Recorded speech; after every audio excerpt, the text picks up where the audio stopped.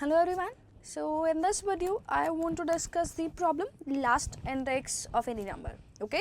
So in this problem we are given an array, an integer array. Let's say my input array looks something like this: 5 5 6 5 6. Okay.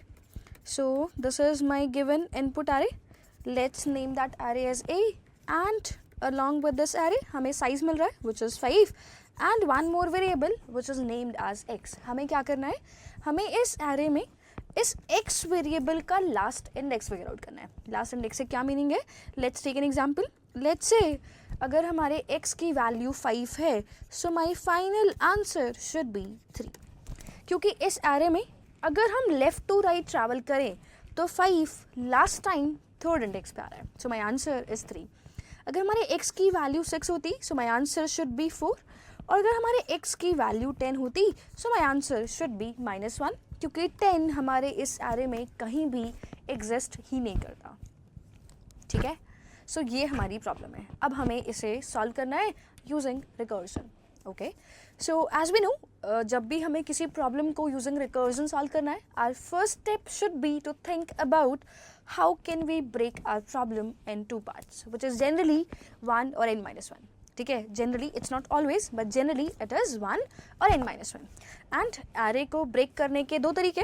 In fact किसी भी problem को दो parts में break करने के दो तरीके होते हैं. One way is this way where you are saying first वाले पार्ट को हम हैंडल करेंगे और लास्ट के n-1 पार्ट को रिकर्जन हैंडल करेगा. While in other way first n-1 part को 1 to n-1 को रिकर्जन हैंडल करेगा और लास्ट nth पार्ट को हम डील करेंगे.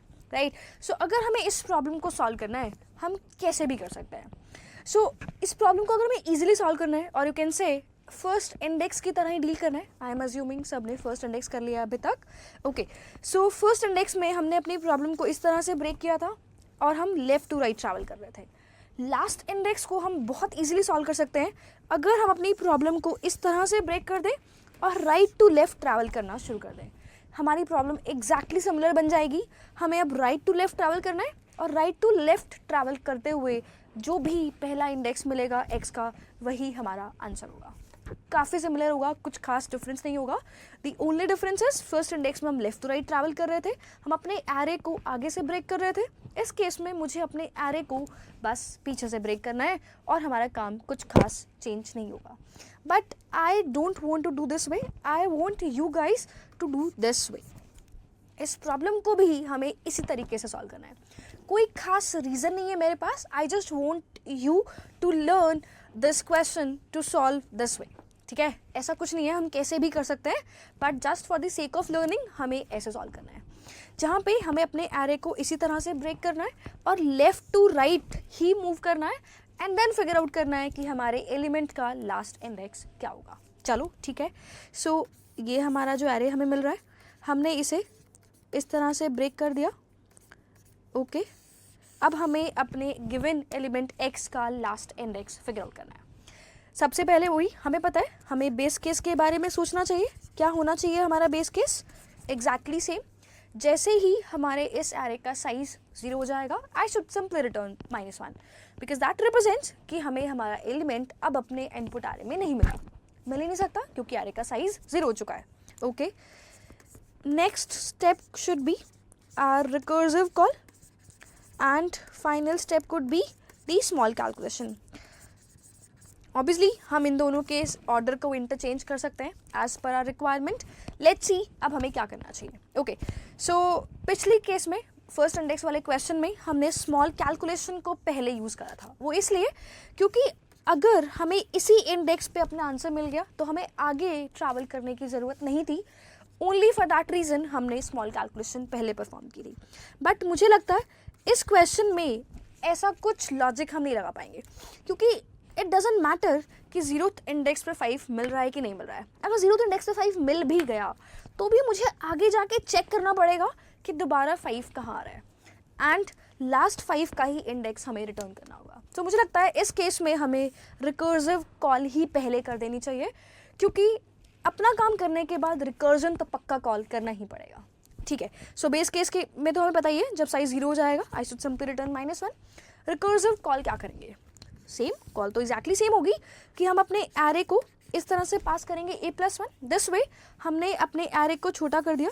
सो रिकर्जन के पास ये एरे जाएगा एंड रिकर्जन के लिए दिस इज इंडेक्स 0, 1, 2 एंड 3, हमें साइज -1 भेजना चाहिए और x एज इट इज भेजना चाहिए। ओके, रिकर्जन कॉल कर दिया। अब ये रिकर्जन हमें एक इंटीजर आंसर भी ला के देगा that we should save somewhere. Let's say हमने एक आंसर नाम के वेरिएबल में इसे सेव कर लिया।